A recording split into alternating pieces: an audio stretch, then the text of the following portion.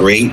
But being different for the sake of being different, I'm not a big fan of, right? If you just want to be different for the sake of technology, increased, I would hide behind it. And you start to hear some of their challenges, and yes, because it speaks to the core of who you are and what drives you forward. Because what makes you different is what drives you.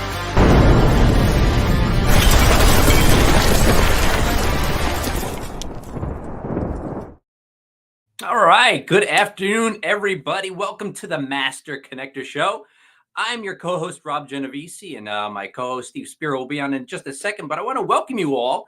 And if you're just tuning in for maybe the first or second time, understand we're coming at you every Wednesday live, 1 p.m. Eastern time. And we've always got great guests. You're going to want to know who's coming up. And so what I'm going to do is I'm going to put the website right here, masterconnector.show. Go to masterconnector.show. And see all the future shows we have coming up. Steve is always great at getting amazing guests. People who are going to share their experiences, share their expertise, share their skill sets to help you become better at what you do, to excel. You know, we're big on creating community, building connections. In fact, Steve and I, we first met about 26 years ago. Two former shy guys, two introverts, who got into networking, and I'll say I was clueless. I would never say that about Steve. But look, you know, everybody's got a journey. Everybody's got a journey. And, you know, it took me quite a while to get into a place where I was comfortable and even confident talking to a lot of people. I couldn't even talk to you if you were a high school friend and I saw you in the store. In fact, that actually happened. I ran the other way because I was so terrified of talking to people. I couldn't do it. So it took me a long time to be able to get to do that. And, you know, today I'm a brand builder. And I help people build brands. And, you know, it's going to tie right into our guest today because she's amazing. She's going to teach you some good stuff. So I'm going to introduce her in a couple minutes. But I want to bring on the master connector himself, Mr. Steve Spiro. What's up, Steve? Robbie G, my friend of 20 plus years. How's it going there, sir? Going great, man. Going great. Oh, man. I'm pumped to be with you and to be on the show here today. So community, make sure you get in the comments, you connect with each other. You know, this show is for you, right? And here it is, right? Let us know where you're tuning from, the city, the state, the country. All right. And because we don't know, we get a number sometimes and we don't even know who's there. And unless you're in the comments, we don't know you're here. So please acknowledge yourself in the comments. And certainly we want to hear if any questions as we kind of dig into this topic. But what's going on, friends? Steve Spear, the Master Connector, coming at you live and direct. You know, effective communication is the cornerstone of meaningful connections, you know, transcending mere words to create genuine understanding and empathy. You know, to truly connect with others, we must go beyond surface level exchanges and engage in active listening. I love that, right? Just listening and, you know, not listening, you know, connecting and listening to understand versus listening to be understood or to be heard, right? You know, and to truly connect with others, you know, it also means reflecting and responding with authenticity, right? Super important. Big part of the show today is about authentic connection, right? And so this involves not only hearing the words spoken, but also sensing the emotions and intentions beyond them. That's key. That takes some skills. It's taken me a while to kind of get there, right? But I've learned a lot over the years, and I've got some incredible mentors, and I love sharing about this on stage into how to really connect. That's why I'm not the master networker, master connector, right?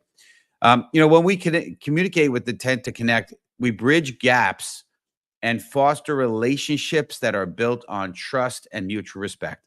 You know, it's about creating a space where people feel heard and valued, which in turn encourages openness and collaboration, right? This approach transforms interactions into deeper, more meaningful, more impactful connections that can lead to lasting partnerships and support. You know, as someone who speaks on stage about the power of connection, I emphasize how vital it is to master this skill for personal and professional growth. You know, by focusing on connecting through communication, we lay the groundwork for more meaningful and effective relationships. You know, ultimately, it's through these connections that we can truly understand and inspire one another's. So if you're ready from my man, Mr. Rob G, to introduce our incredible guest today. Type in the hashtag in the comments, hashtag let's go. And Robbie G, I'll pass it to you, sir. Appreciate it. All right. Thanks, Steve. Appreciate it. All right. So like I said, we have amazing guests coming on the show, and today is no exception. Catherine S. O'Donnell is a dedicated brand visibility coach committed to empowering entrepreneurs. She specializes in enhancing brand presence and attracting ideal clients. She crafts meticulously designed strategic branding initiatives. That sounds intense and awesome, and I love that. With her expertise as a communications consultant, Catherine excels in creating tailored communication strategies that effectively communicate brand messages and engage target audiences. Please welcome to the show, Catherine S. O'Donnell. What's up, Catherine? Hi. How are you both? Good. Good to have you. It's great being here. Thank you so much for having me. That's awesome. It's our honor to have you on, Catherine, for sure. Thank Very you. cool. And maybe you'll play on that piano behind you, play some tunes for us. Oh yeah, I love it. I did great. used to play when I was a kid. Oh, okay. Yeah, Good to know. yeah, Good to yeah. know. We're a very musical family, so I whether I love it. wanted to or not, we would be playing. I love it. That's how I knew my wife was the one we were dating, and we were at somebody's house, and they had a piano, and she simply just walked over and started playing, and I was like, Oh, that's great. she started playing some classical piece. I was like, oh my gosh, because we don't have a musical family. There's not a person in my family that can play, sing, nothing.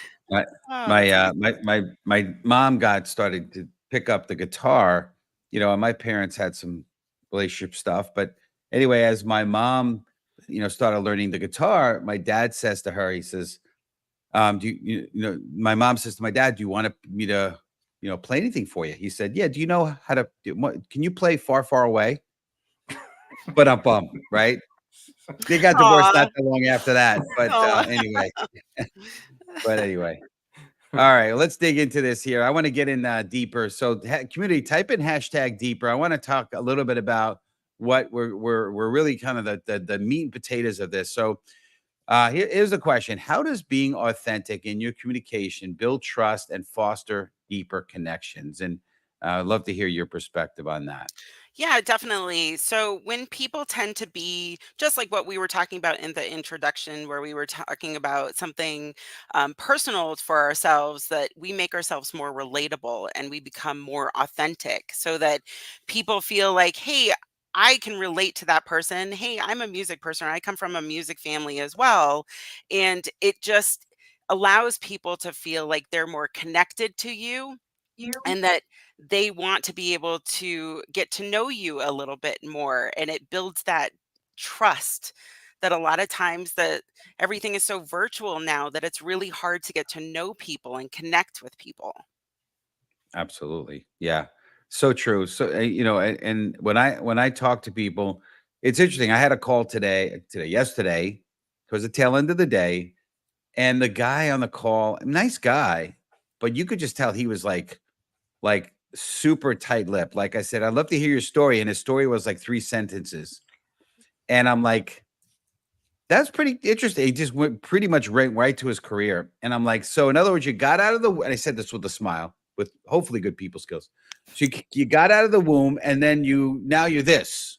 Is that what happened?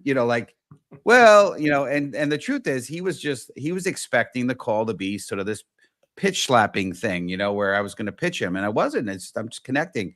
And, it's funny, as I shared my story, the barriers came down, right? Because I start to share some of those vulnerable things. And at the end, we were smiling, and he admitted to me that he was a bit guarded because, he's used to getting pitched. So, Yeah. being able to share, not intimate, more personal things, barriers can come Right. down for sure. Yeah, I've done the same thing when I first started out. I was I went full time business in 2019, and really not knowing how to network, how to connect with people. But sometimes you just have kind of a bent towards things, and I didn't know what to say, so I would simply tell people my story of how I got to be a brand builder. And the story itself, because I didn't start out to be that. I started out as I have a degree in graphic design.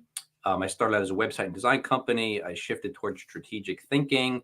to sell design. And then eventually I discovered brand strategy, which is now my passion, and has been for a bunch of years. But I would just simply tell them a story how I came to do it.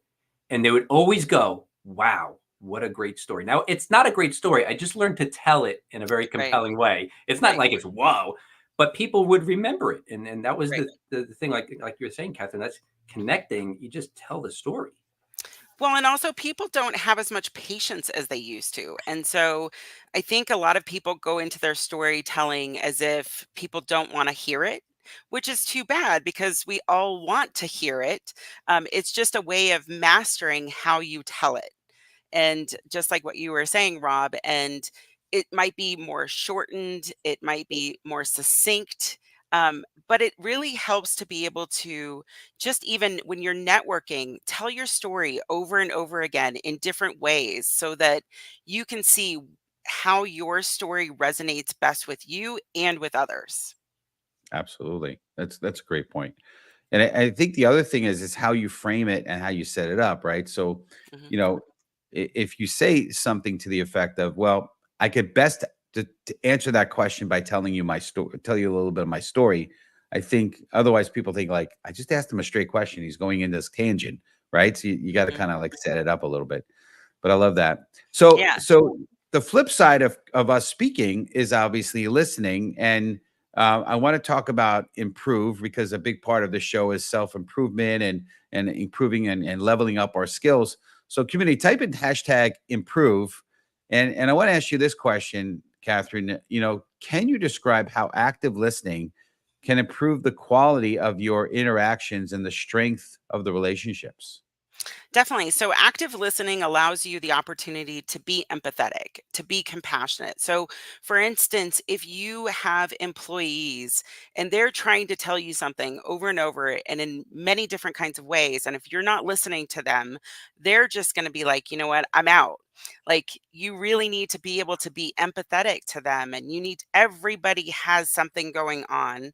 And if they're trying to explain what's going on and nobody's listening, then that makes them feel like they're not heard. And that is really an important factor of communication is if you are trying to speak, you want to be heard and you want people to hear you and to understand where you're coming from.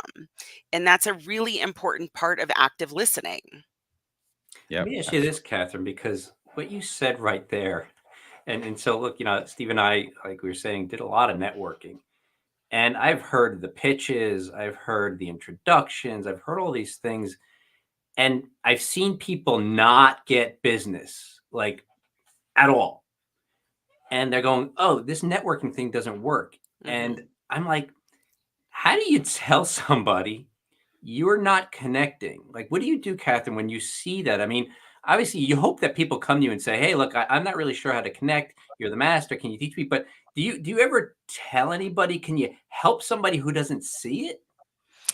Well, there's always a really nice, soft way to be able to share information with people. And so to be able to say, hey, you know what, maybe try this tactic. Maybe that might work better if somebody's saying, hey, I'm not able to connect with people and this networking thing isn't working for me. I mean, we all are put into situations where we're not comfortable. And some of those are networking for people, whether it's in person or it's online, but if somebody's saying, "Hey, it's not working for me," then as experts, if you know how to connect with people, you can easily just say, have you tried this? Have you tried that? And do you feel comfortable? Because obviously, trying something and you wanting to be and feeling comfortable is how you're going to get your message across. If you're not feeling comfortable, if you are sitting in a room and you have to talk in front of thousands of people and you're not feeling comfortable with it, I mean, sure, we all can get butterflies. We can all feel um, worried or concerned right before we go on, but we have to kind of take a little bit of a leap. So there is going to be a little bit of an uncomfortable factor, but you still have to kind of be on that threshold of this is going to work for me and I'm going to be able to do this. I'm going to be able to do it successfully, and offer those different types of tactics. Yep, absolutely. I also find it can be helpful, if appropriate, if you can model it for people, right? You literally, if you have a chance, if it's on the networking world, I've done this with some people. You go to a networking together, and Mhm. you know it's funny because I remember this is, and Rob may have heard this story a while ago, but I was on a networking event with this gentleman who I was becoming friends with, and we were there, and we went up to, there was speakers, and then afterwards we were going to mingle and network. And one of the speakers he went up to, the speaker asked him, I think first, it might have been second, but he said, "What do you do?" And about 20 minutes later, he was still talking. And uh, I had an opportunity to show him the better way to do it, which Mhm. is say like a sentence or two, turn it back to them, and be Right. that active listener. Right. Um, And then also, body language too is yeah, a really important factor when you are networking. So if you are just standing there with your arms over, like you're closed in, people aren't going to want to approach you. If you've got your hands behind your back, it's the same thing. So being very open and putting your shoulders back and just, feeling more relaxed, taking a deep breath before you go in can make people feel like they can approach you more easily. Um, and then it's also eye contact is really important. Is if someone is talking to you and you're looking at somebody else, well, I mean that doesn't foster this type of connection with people. yeah, no doubt about it. I know Rob and I share the similar mentor, and we've been around some of the same circles, Hmm. and it was incredible. We were in these somebody that we respect would do what's called hold court, where it'd be a whole group of people around them listening. And it was incredible how he would have his eye fixed on one person, and it just felt like he was just nothing else existed. And it was Hmm. just pretty impressive to see that. Me, I'm not so, I'm working on that, but because I have a tendency to like, look at everyone around. But I do want to acknowledge somebody real quick. Nathan Hmm. Wilson here on who is first time on the Hi, show. I want Nathan. to I just want to give a little acknowledgement to him. So let's I get lived this in rolling. Boston for Yeah. Oh, there you about a go. year. Yep, it was great. It's a Great. great city. Beautiful. Great city for sure, no doubt. Fellow New Englander. Yeah. So let's talk about steps. So hashtag steps. So we're kind of getting into this a little bit, right? So what are some practical steps for an individual can take to ensure they're genuinely listening and validating others during that conversation? I know we talked about body language and any other steps that we can kind of talk about. And by the way, Nathan says hi back. It's about repeating what you've heard too. That can be really helpful so that people feel like, oh, they are listening, they do hear me.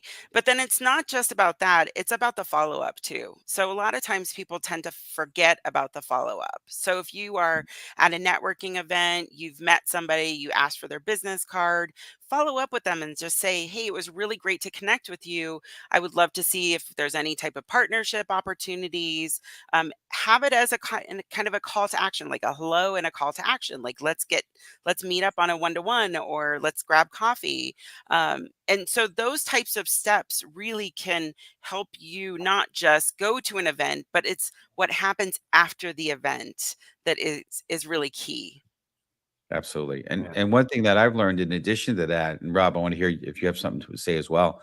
But it's also, you can validate and repeat back, but don't take over the conversation. So you could say something like if somebody said, about if it happened to come up with parents are divorced, I could say, that I experienced that too, and then boom, right back to them Mhm. and ask them a question. So Right. validating, relating, but then don't take it over because I've seen other people do the opposite.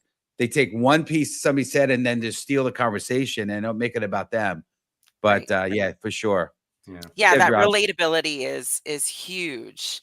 for It sure. makes them feel more comfortable actually being vulnerable to you. It Yep. makes me think of some of these really small things that help me increase my networking effectiveness. And, you guys touch on a couple of things. And, when I keep seeing your title, Visibility Coach Catherine, I think about visibility, and it's what I desired actually. In my mind, I had this goal of I wanted to be a very highly visible person who was basically new to the circles. Mhm. And one of the things I did, number one, was what you were saying about acknowledging somebody. when they're talking because nobody wants to be ignored. So like the worst feeling in the world to be ignored. So validating, say, oh yeah, Steve, I heard your point on that. That's a really good point. I hadn't thought about it this way. And notice I use his name and I just met him. People love that, right? Use their name right away. And all of a sudden they feel like, hey, this is a friend of mine already. But the biggest thing that I had to overcome, because I was the fly on the wall, I'm the observer. I don't participate in conversations, right? That's my hard wiring. But one of the things I decided to do was to increase the visibility was if I was in a room and they put us in, groups, or you're in a group and somebody asks a question, my hand would shoot up like a cannon, even though I didn't have an answer formulated in my mind, because I figured if I get a chance to speak in an authoritative way, like if I know something about that, then people are going to remember the guy who made a good point. And so like adrenaline kicks in because, like I said, I wouldn't have an answer. I just hear the question. I'd be like, oh, can I just, and they'd be like, sure. What do you got? And adrenaline would kick in and an answer would come out. And look, I don't advise this unless you've listened to a lot of intelligent people talk, read a lot of books, listened to a lot of things. Like Steve and I, again, we were on the similar paths. And so over the years, I've accumulated so much information that I would be able to say something. And you got to say something intelligent. You can't just say, yeah, cool. Like, say something. Yeah, sure. That's a really great point, Rob. It's also just kind of also summing up what people are talking about too. So when you are the first one to raise your hand and just say, I think this is a great point and the reasons are, and then start going into the reasons why you think it's a really valid point, or somebody's brought up something that is helpful to kind of reiterate, so that other people can hear it, but from a different voice. And then just say that you're backing it is really helpful. Awesome. I like that idea because, similar to Rob, I'm an observer too. And so here's the challenge. Like, I know I need to, because leaders, you read all the self-development books, you're supposed to speak up. You're not supposed to be, right. But my kicks in, I just want to observe. I love that, but then my concern is I'm gonna get a little stuck when they call on me. So I love what you just said, because then you could validate it, buys you some time to formulate, and then you kind of boom. So I'm gonna steal that. I want to acknowledge Yolanda, by the way, incredible community member of the team here, and she says it's important to let the speaker finish their thoughts before responding. So we appreciate you, Yolanda. As always, you're amazing. So hey, there's a buzzword out there, you kind of hear it a lot nowadays. It's almost become cliche, but it's EQ, right? Emotional quotient, right? Versus IQ. And so here's the question. So community, type in hashtag EQ. But here's the question, how does emotional intelligence contribute to managing and responding to emotions in a way that enhances communication? Yeah, that has a lot to do with body language and tone of voice. So some people who are more on the emotional side, they can feel more sensitive to a tone of voice. So I'm going to use job seekers as an example. Is, they go in for an interview and somebody has a certain type of tone of voice and they're like, you know what, I'm not going to keep trying for this job because they obviously don't like me. Their body language was making me feel that way. Their voice was making me feel that way. But on the other hand, it could be that they were really stressed at the time. It could be lots of different factors. So I would say if you are a job seeker, you've been in that type of scenario, don't give up, because those feelings that you might have had could have been a one-time instance. And it doesn't mean that you can't actually get the job type of thing. Right. Absolutely. That's great. All right, I want to sneak one in and we're going to wrap up here. So I want to talk a little bit about empathy, and then we're going to kind of close down the show here. So hashtag empathy community, right? And we started to allude to some of this, but being empathetic versus sympathetic, right? And trying to relate to people, right? So what does the role of empathy play in creating a supportive and understanding environment through effective communication? Yeah, so it allows you to be able to connect with people and make you feel what they're feeling. You're empathetic to whatever they're facing right now. And that makes you feel more connected. That makes them feel more connected, and an opportunity to have more of a solid relationship. Love it. Love it. Excellent. Well, this is great. I wanna give you some opportunity. Rob, I think we want to throw something at Catherine, right? She has Yeah, something to say, actually, right? look, audience, what Catherine does is incredibly valuable. Like I said, when I started in networking, it was actually my goal. Now I'm a brand builder. I build brands. I do brand strategy. And so when I was networking, what did I want to do? I wanted to get visibility, because the hardest thing to do these days on social media, as well as in person, by the way, it's hard to get noticed in a room of 25 people, right? Because everybody's meeting everybody. And so you tend to get lost in the shuffle sometimes. So I was like, I want to be famous in these circles, right? But highly visible. So, this is what Catherine does. So, Catherine, I believe you have a giveaway for our audience. I do. So anybody that's listening today to the Master Connector, I will give you half off for a one-on-one with me. You could be a job seeker, you could be a business person, solopreneur, you could be a nonprofit and a business. So just make sure that you send me a direct message. I've put my LinkedIn profile on here, and connect with me. Send me a message and just say Master, and I will give you a half off. Love it. That's great. We appreciate you. Well, we appreciate you having you on the show. You brought some incredible value. Could you tell us the best way beyond, I mean, LinkedIn, obviously, but any other way that the community can reach you? And if there's any closing comments you want to Yeah, share with the thank you. community? I'm also on Facebook, and so you can reach me there through OP Creative Communications, OP Creative Comms on Facebook. But yeah, if you are looking to increase your visibility, whether you are a individual, a business, or a nonprofit, and you're just feeling stuck, you need people to be able to find you and to give to you or support you, then contact me. I'm happy to help. Awesome. Appreciate that. Rob G, I'll pass it to you, sir. And Catherine, we just appreciate you. The community loves love what you had to say today.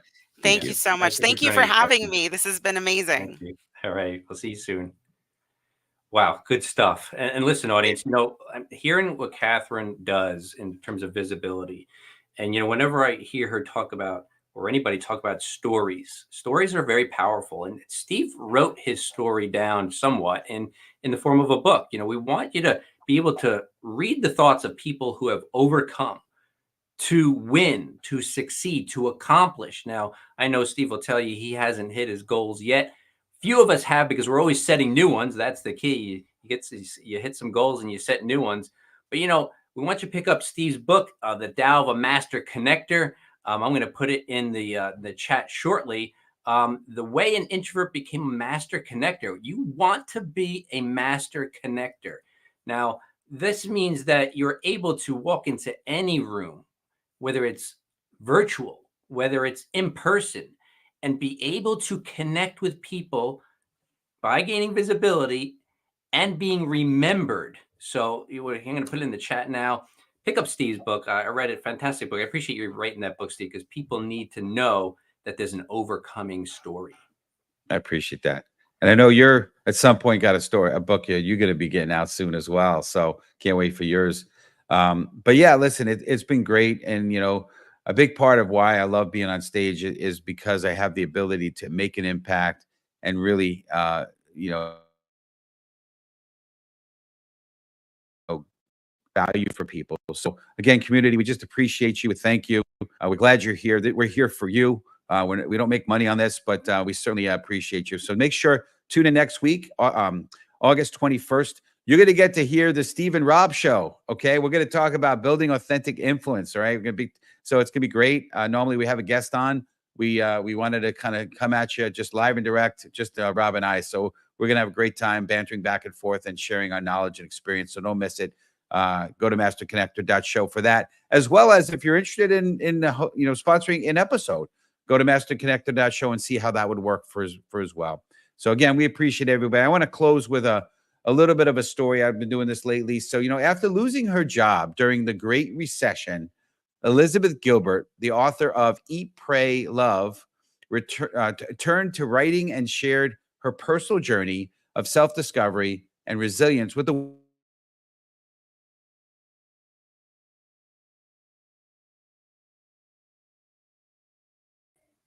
What? Technical difficulties. Please stand by. I think we lost Steve there for a second. I know he's telling a little bit of his story, but hey, that's live for you.